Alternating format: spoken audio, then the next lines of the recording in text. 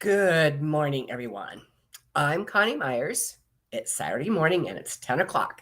So this must be to 70 and beyond. I had some really good things happen this week and I want to share those with you. But, last week we were talking about change and how to embrace it and how to experience it and how to move forward through it. Today I'm going to talk about, I have a brand new organization. It's called Crisis Knowledge Management and Preparedness Foundation is my nonprofit.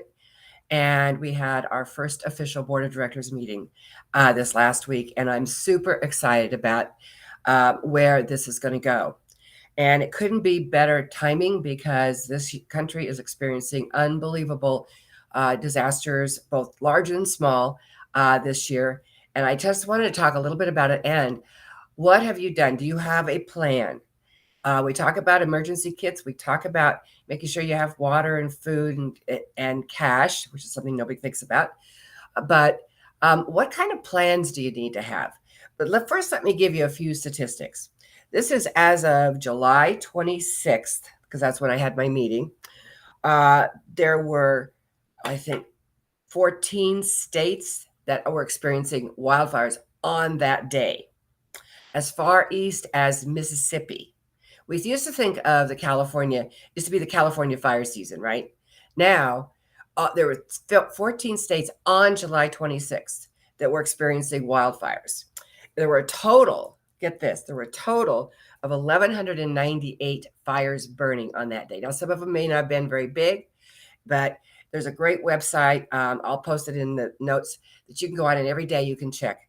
The very first fire happened in January in the Everglades in Florida. That was the first wildfire of the year in the Everglades, in the swamplands. So there were 1,198 fires burning on July 26th. So far, those fires have burnt 5,467,985 acres, and that was as of July 26th. And I know the Yosemite fire is huge right now, but also when I looked at it, Nebraska, when I looked at it, it had 5.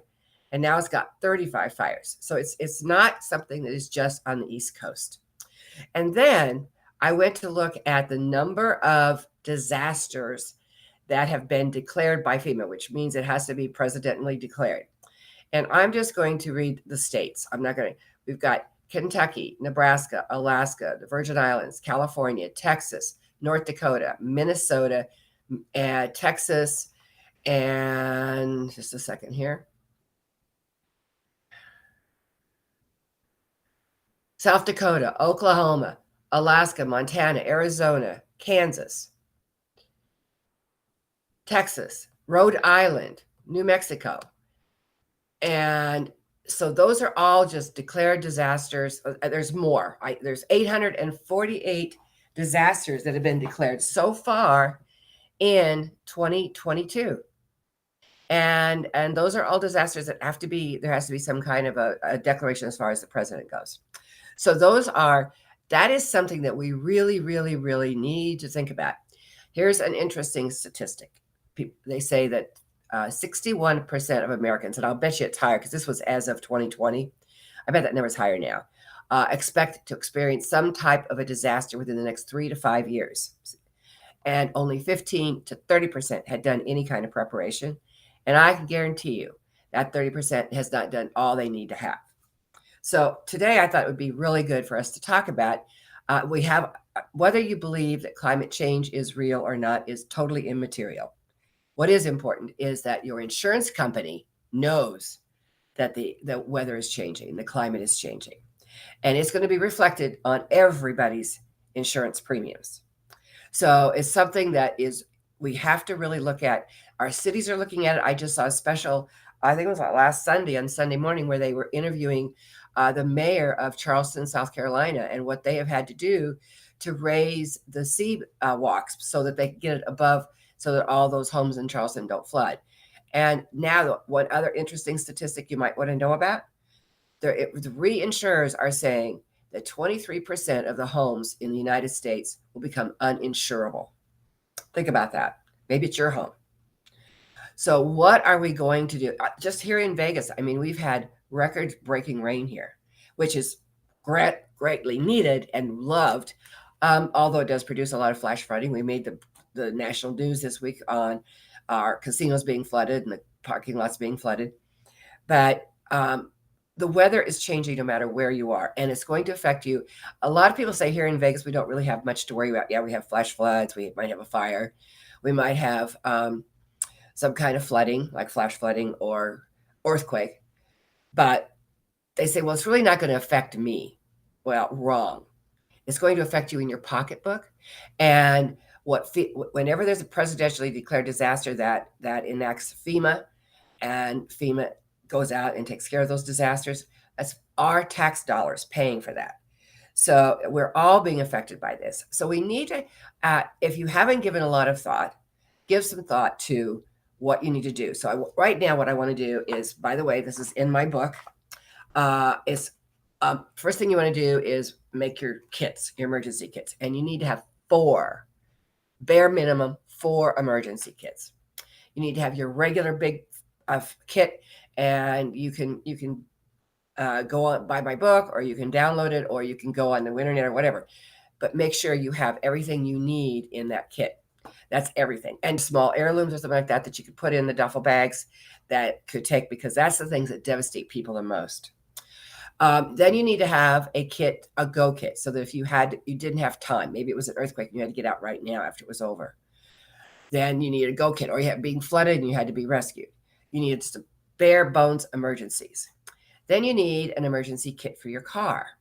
And depending on what part of the country you're in, is it going to depend on what you need to have in that emergency kit. And then if you work outside of the home, people don't think about this. If you're at work and you're at work a good part of the day, if there's some kind of a disaster, do you have an emergency kit that has your medicine and a change of clothes and some basic items in it? Then, if you have children, each of your children need to have an emergency kit.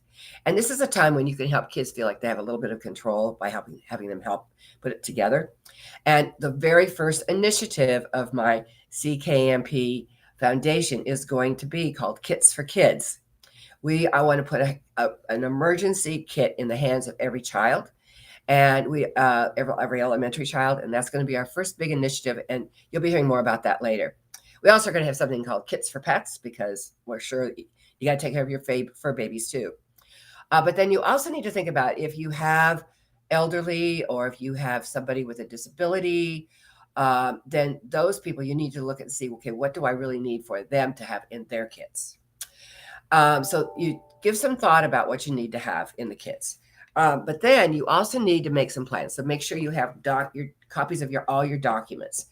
You need your driver's license, your deeds, your wills, your insurance records, your medical records, passports, social security cards, and birth certificates. And make sure you have copies of those on the cloud so that you can easily access them. You want to have all your personal contacts. What happens if the phone tower is down? You can't reach anybody. You don't know their phone number, right? If there's immunizations, you need to have that. If you have pets, your pet record. And I always tell people, a home inventory. So the best way to do that is to have take a video of every single room. You open up every single drawer. Do it room by room. Open up every single drawer, every single closet, and take a video of everything you have, because I can guarantee you that when it comes time, if it happens to you, you're not going to remember what you have. So take a video, so you have a video of every single room, inside and outside, so you know everything that you've got. So that's what you do as far as a plan goes. And make sure those plans are in something that's going to be waterproof or fireproof. But put together your plans. And then if you have a business, what do you need to have in your business? What does that look like? What do you need to have for your emergency kits? What are your plans? What are your communication plans? All those things come into play. Now, I know that none of us like to talk about this, but if we don't plan, then we could be one of those people that is left with nothing and doesn't know what to do. Preparedness actually creates resiliency. So let's get resilient. Let's put it together.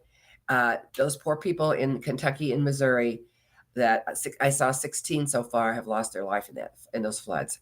So let's not be one of the victims. Let's make sure that we are one of the resilient ones and put that stuff together. All right, my friends, that's it for today. You're going to be hearing more. You can download my book. If you would like a signed copy, just email me. It's available digitally as well as a paperback copy.